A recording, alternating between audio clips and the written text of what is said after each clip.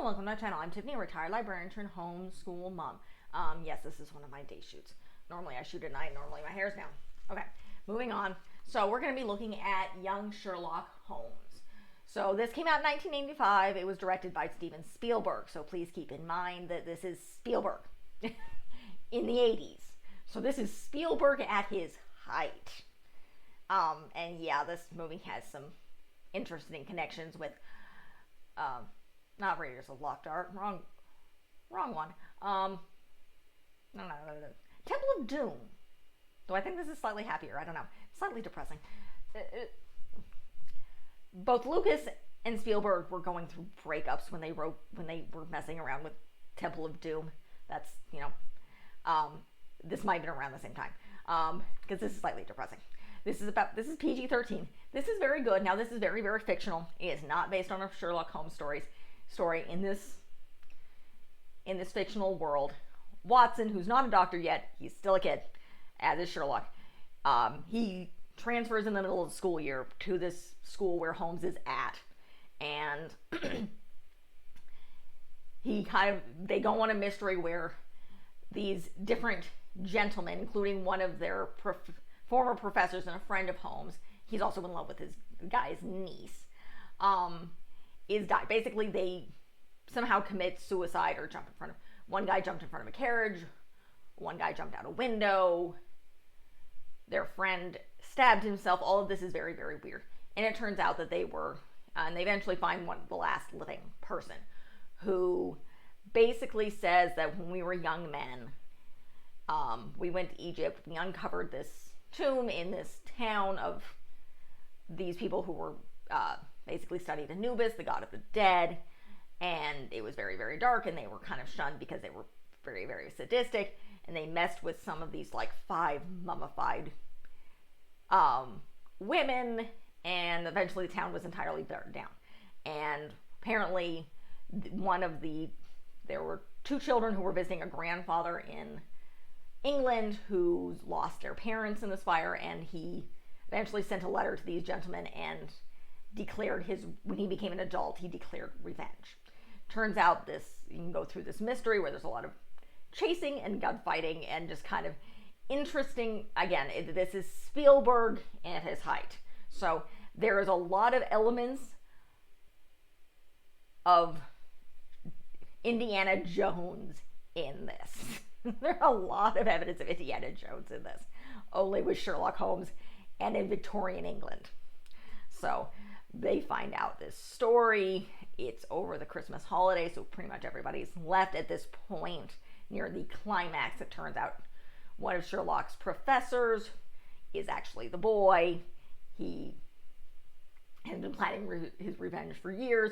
There's a sword fight in the end after the young lady Elizabeth, who had been the niece of one of the men who had been shot, who, again, Sherlock Holmes highly admired, and the person who you see the evidence of Elementary, my dear, is where Sherlock kind of gets this, at least in this fictional world. And you see his bonding between Sherlock and Watson, and the character of Sherlock Holmes very much acting like the traditional Sherlock Holmes, figuring out various things. You have no idea what's coming next because you can't figure out the clue, because it's all deduction, which is not really how detectives do stuff.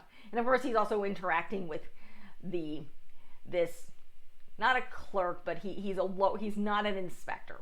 He uses Holmes with this case to get to be an inspector, but they do not like each other because, of course, Holmes is, as is his character in Doyle, is extremely arrogant. And yes, he plays the violin in this and is not very good at it, and gets very, very frustrated with life because he's Sherlock Holmes. The girl does die at the end, so this is kind of a fairing, and Holmes leaves. And it's all narrated, as it should be, by Watson, who again is trying to become a doctor. So at this point, it's a very fun film. It's very action-packed. Think Goonies in a sense. Again, this is Spielberg in 85. This is what if you're not familiar with that, think of Steven Spielberg at his height. E.T., the two main Indiana Jones films. Jurassic Park, which came out a little bit later, but this is Spielberg at his height. So there is some violence in this. It is fun. I would definitely not recommend this for kids who really like mysteries and wanting to be able to solve them, because that's not what Holmes is for. Agatha Christie's not really great at that either. But it's a good way to introduce Sherlock Holmes. The characters very much embrace the characteristics of the adult characters in Doyle's stories. Except for, of course, Watson is not in. They're still young. They haven't seen life, particularly not Watson. If you're not familiar with Sherlock Holmes, Dr. Watson, yes, was a doctor. He went through the war. With that. But it's a fun way to introduce Sherlock Holmes to the younger set. I'm thinking, however, I wouldn't show this. I think this is PG-13.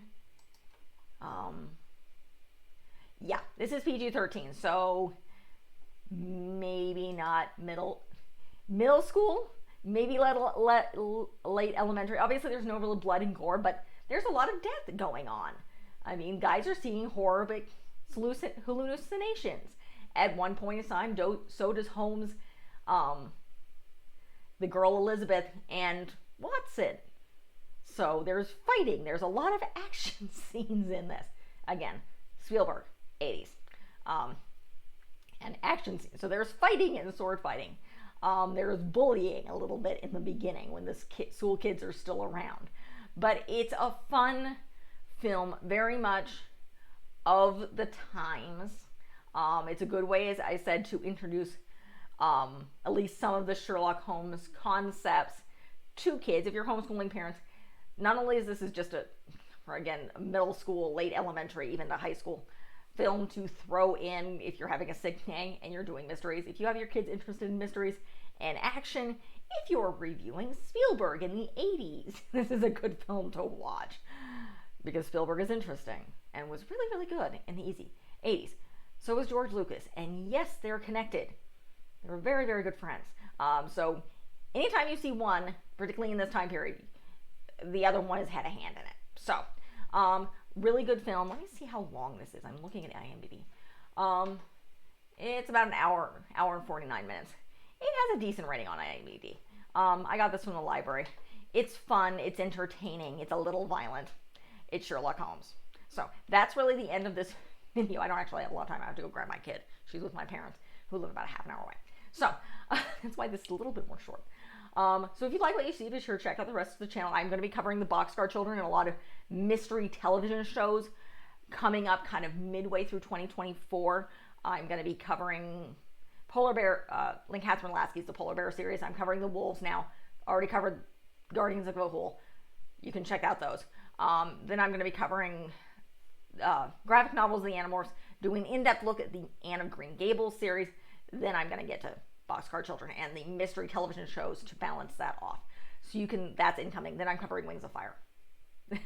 So, this year I've covered The Princess Diaries. I've covered Guardians of the Gahul. I did some Tamora Pierce stuff.